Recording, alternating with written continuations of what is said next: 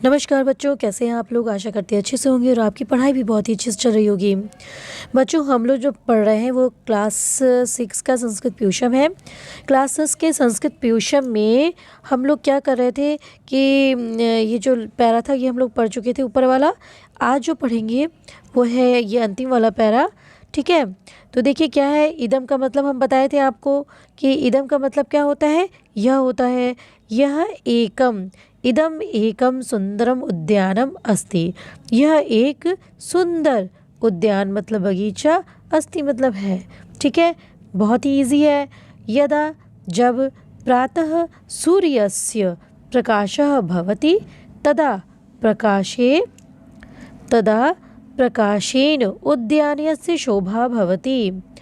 मतलब क्या हो गया। यदा मतलब जब, प्रातः सूर्यस्य, सूर्य से आ गया ना, तो जब भी ऐसे आ जाए आपका अस्य, तो आप क्या समझोगे इसमें कि षष्ठी एक वचन का प्रयोग किया गया है, जिसमें कि कौन सा कारक आया है, संबंध कारक।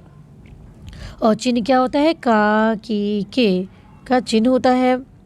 तो यदा जब प्रातः सूर्य के प्रकाश होता है, ठीक है, जब प्रातः सूर्य का प्रकाश होता है, तदा मतलब तब, प्रकाशेन प्रकाश से, तृतीय एक वचन है, प्रकाश से, उद्यानस्य बगीचे की शोभा भवति, शोभा होती है। शोभा मतलब सुंदरता। तो जब प्रातः समय सूर्य का प्रकाश होता है तब प्रकाशेन, प्रकाश से उद्यान की, बगीचे की शोभा होती है। भ्रमराः कुसुमानाम, कुसुमा नाम ऊपरी गुंजंती। भ्रमराः, भ्रमराः मतलब भौरे।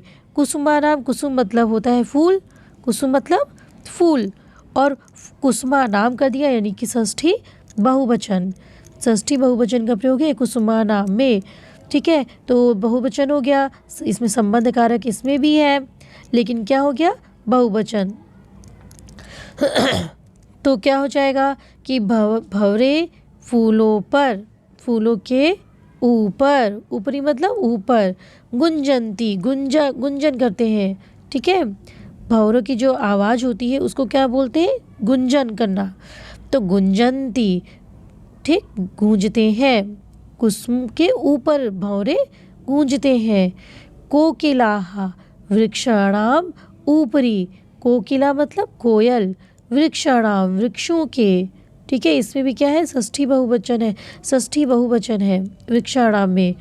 तो कोयल वृक्षों के ऊपरी, ऊपर क्या करती है, कूजंती, कूजती है। भौरे क्या करते हैं, गुंजंती, गूंजते हैं, उनकी वॉइस क्या होती है। भौरे जैसे गधा, गधे की आवाज़ दूसरी होती है और सारे जीव जंतु की आवाज़ दूसरी दूसरी होती है। तो भौरे की आवाज़ को हम क्या बोलेंगे, गूंजना, और कोयल को कूजना। तो कोकिला वृक्षाणाम, कोकिला कोयल वृक्षों के ऊपर कूजती है। और संजीवस्य माता उद्यानम रक्षति पादपान सिंचन्ति च। सिंचन्ति नहीं है, सिंचती है, क्योंकि क्या हो गया, माता एक ही है ना, तो सिंचन्ति कैसे हो जाएगा, सिंचती। इसको थोड़ा सा और बड़ा कर लिया जाए, हाँ। तो संजीव से, संजीव की, संजीव क्या है, नाम है, तो संजीव की माता उद्यानम रक्षति, उद्यान की रक्षा करती है। और पादपान, पादपान मतलब पौधों को, पेड़ पौधों को, सिंचती च, और च मतलब और, सिंचती च सींचती है। संजीव की माता उद्यान की रक्षा करती है और पौधों को सींचती है। ठीक है, अब आगे देखिए क्या है, प्रातः काले, प्रातः काले। जब एक ही मात्रा आए तो आप क्या समझेंगे कि इसमें सप्तमी एक वचन का प्रयोग किया गया है। ठीक है, तो प्रातः समय में वयम हम लोग, उद्यानम गच्छामः हम लोग क्या करते हैं, उद्यान जाते हैं। वयम के साथ गच्छामः का प्रयोग किया गया है। प्रातः समय में हम लोग उद्यान में, उद्यान गच्छामः उद्यान जाते हैं, बगीचा जाते हैं। उद्याने, देखिए इसमें भी एक ही मात्रा लगी, तो उद्यान में, जनाः लोग, विचरन्ति विचरण करते हैं यानी घूमते हैं। ठीक है, फिर क्या है, उद्याने वटः आम्रः निम्बः अश्वत्थः अन्ये च अपि वृक्षाः सन्ति।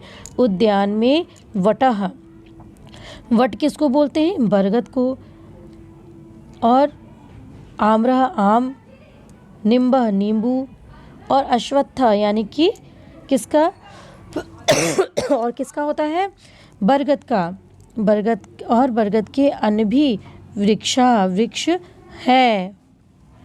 ठीक है, तो वृक्षों, उद्यान में बरगद, आम, नींबू और ठीक, और अश्वत्था मतलब पीपल के, अश्वत्था मतलब क्या हो जाएगा, पीपल के। आपके जो है शब्दार्थ में भी दिया है पीपल, अश्वत्था मतलब होता है पीपल के वृक्ष है। तो बगीचे में ये सारे वृक्ष हैं, और अन्य, और अन्य भी वृक्ष हैं, इनके अलावा क्या है, और अन्य भी वृक्ष हैं। खगाः, खगा मतलब होता है पक्षी, वृक्षेषु, वृक्षेषु यानी वृक्षों पर। ठीक, वृक्षेषु जब सु आ जाए तो आप क्या समझेंगे, यहाँ पे सप्तमी बहुवचन का प्रयोग किया गया है। सप्तमी बहुवचन मतलब अधिकरण कारक, जिसका चिन्ह क्या होता है, में, पर। तो खग पक्षी वृक्षों पर निवसन्ति रहते हैं। वृक्षेषु पक्वानि फलानि सन्ति, वृक्षों पर पक्वानि पके हुए फल हैं। वृक्षों पर पके हुए फलानी फल है, फलान भी बहुवचन में है, यानी बहुत सारे फल हैं। तो वृक्षों पर पके हुए फल है। लतासु कुसुमानि विकसन्ति, लतासु लताओं पर, कुसुमानि कुसुम फूल, विकसन्ति खिलते हैं। उद्याने, उद्याने मतलब हो जाएगा फिर एक ही मात्रा आई ना, यानी क्या हो जाएगा, आपकी सप्तमी एक वचन। उद्यान में एक तड़ाग है, तड़ाग मतलब तालाब, अपि भी, अस्ति है। जले कमलानि विकसन्ति, जल में कमलानि कमल, विकसन्ति खिलते हैं, जल में कमल खिलते हैं। ठीक है, अभी देखिए क्या है कि कमलेषु भ्रमराः गुंजन्ति, कमलों पर भ्रमर। देखिए इन सब में क्या हुआ है, शू जहाँ आ रहा है वहाँ पे सप्तमी बहुवचन है, यानी कमलों पर भ्रमराः यानी भौरे, गुंजन्ति गूंजते हैं। तड़ागे मत्स्याः, मत्स्या मतलब क्या होती है, मछली। हाँ, और ये क्या है, बहुवचन में हो गई, मत्स्या, मत्स्ये, मत्स्याः, ये क्या होगी, मछली, बहुवचन में होगी, मछलियाँ। ठीक है, मछलियाँ। तड़ाग में, तालाब में मछलियाँ भी हैं। सायंकाले, सायंकाले शाम के समय में, बालकाः बालिका च यानी बालक और बालिका, बालक और बालिका। ठीक है, बालक ये लड़के और लड़कियां, उद्याने उद्यान में, क्रीडन्ति खेलते हैं, बगीचे में क्रीडन्ति खेलते हैं। संप्रति, संप्रति मतलब क्या होता है, इस समय। वायु प्रदूषणस्य दूरीकरणाय नगरे उद्यानम आवश्यक्यम। संप्रति इस समय वायु प्रदूषण को दूरीकरणाय, दूर करने के लिए, आय लग गया ना, आय जब भी आए तो आप समझ जाइए कि वहाँ पे क्या है, चतुर्थी एक वचन का प्रयोग किया गया है। ठीक है, दूर करने के लिए, करणाय करने के लिए। नगरे नगर में, उद्यानम नगरे में एक ही मात्रा है यानी सप्तमी एक वचन है तो में लग जाएगा। नगर में उद्यानम, उद्यान यानी बगीचा, आवश्यक्यम आवश्यक है। इस समय वायु प्रदूषण को दूर करने के लिए नगर में उद्यान आवश्यक है। ठीक है, ये बच्चों ये था, ये आपका पैराग्राफ, ये जो बुक चैप्टर था आपका, ये कंप्लीट हो गया है। इसको 1 से 2 बार पढ़िएगा और इसमें जहाँ जहाँ विभक्ति और वचन आ रहे हैं उसको अपनी कॉपी पे नोट आउट करिए। इससे आप क्या हो जाएगा कि आप समझने की शक्ति बढ़ेगी कि हाँ इस प्रकार के शब्द आएंगे तो यहाँ पे ये विभक्ति और वचन होगा। ठीक है, और जो भी आपकी दिक्कतें परेशानी हो उसको आप कमेंट बॉक्स में लिखिए, उसको मैं दूर करने की कोशिश करूँगी। और मिलते हैं अगले वीडियो में आपके सारे अभ्यास प्रश्न हल करने के लिए।